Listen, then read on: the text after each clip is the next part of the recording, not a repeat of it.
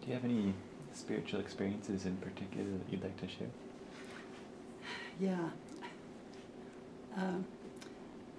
Two of them have to do with Kyle. And one of them, when we went to Pakistan, Kyle was in the MTC, and he was not feeling well. And he was having some of the same heart problems that Earl was having, had for years. And so we went to the MTC so he could see us off, because we were leaving before he was. And so we found out that his health condition wasn't great. We didn't even know whether he'd be able to go on his mission. We didn't know what would happen to him, where he'd go, or who would take care of him if he didn't go. So we went to Pakistan, and for about 2 solid weeks we didn't hear a thing from him. We didn't know where he was or what was happening to him.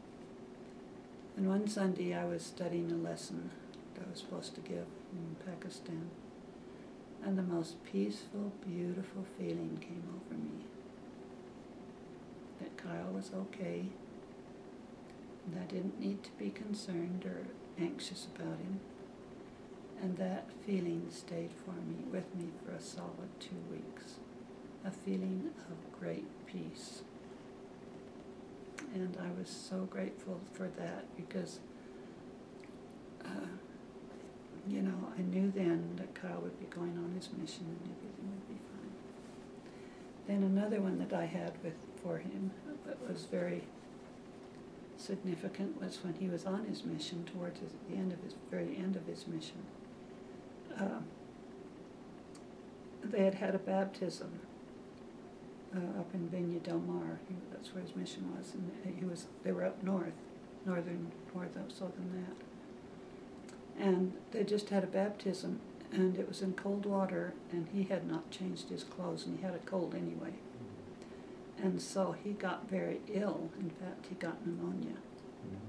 And they didn't have much of a hospital there.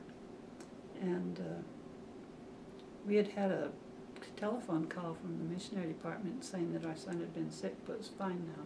So I didn't give it a second thought. And then we got a call from his mission president saying that Kyle was very ill, and he had gone up to where he was, but he got there too late and they wouldn't let him in to see him. And so they were having a mission fast for him. And they were bringing him down to Santiago to put him in a hospital that, you know, knew what they were doing. And they found a really good German surgeon physician down there. So he later told us that his ride from where he was down to Santiago was in kind of a truck, and he was on this kind of a hard wooden bench, and there were slats in the truck, and all the coal kept coming through. He said it was like MASH without the humor. Did you ever watch MASH? So they got down there, and the mission president called, and his wife talked to me, and she said, "Well, my daughter's here," and she said, "Boy, if that were my son, I would come right down here to the mission." I said, "And what could I do down there?" I said, "He is in Heavenly Father's hands, and He will look after him." And so then they got him down there, and he was in the hospital. And then they called and said that they were going to operate on him. And my heart just sunk. I just thought, oh, how terrible. And then the Spirit talked to me and said, "This is what you have been praying for." And they operated on him, and the mass in his lungs was solid, and they had to take it out with tweezers. And so when he was good enough to leave the hospital, they gave him to one of the sisters that he had worked with, the families. She dearly loved Kyle.